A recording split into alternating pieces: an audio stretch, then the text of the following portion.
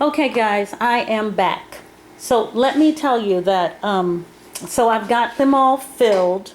I ended up making one extra planting for collard greens because I had room in the tray. So I filled up another cup.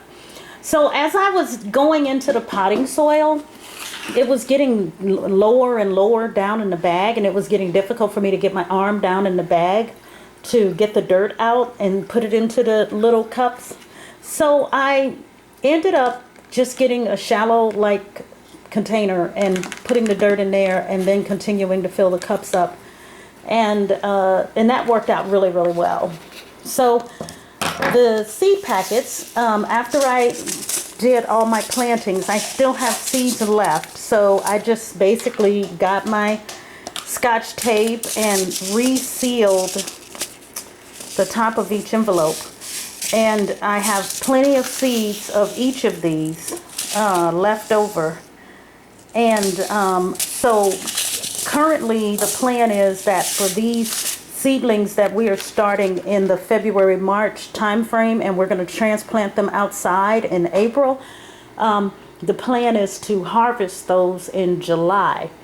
And so when we replant in July for our second harvest in October, I have plenty of seeds left so that I can do that.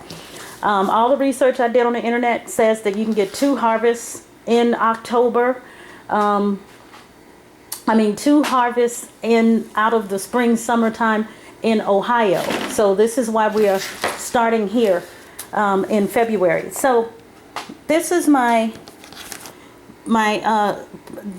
so the front side of this is my garden plan, which I showed you guys. I did not explain what the W's are in the middle. So in the middle where you see a W, we are going to build what's called a worm tower. And it's going to be basically like a 4-inch PVC pipe that sticks into your raised planter bed, and you have holes drilled in it so the worms can go in and out. Okay? And what you do is you put your food scraps and all other kind of organics, you drop them into the top of the worm tower, and you put the lid back on. You put your eggshells, your banana peels, and orange peels, and any of, like, if you just any of your food scraps and stuff no like that. Citrus, dairy, or meat. But no citrus, no dairy, no meat. But all the other food scraps, you drop those into the top of the worm tower, and the worms feed off of those. They in the bottom half of the worm tower, the part that's down in the ground, which you drill all these holes into, the worms will go into the worm tower, and that's where they live. They'll eat and consume the food scraps that you put down into the top of the worm tower, and then they'll go out into the garden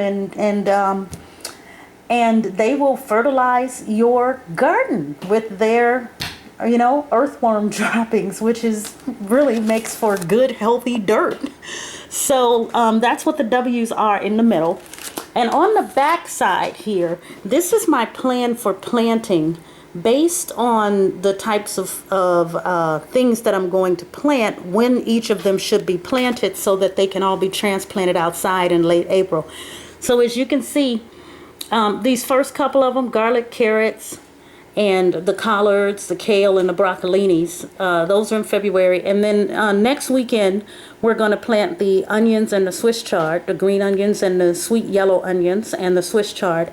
And then the first weekend in March is where actually most of the things are going to be planted. Most of the leafy greens and the squash are going to be planted.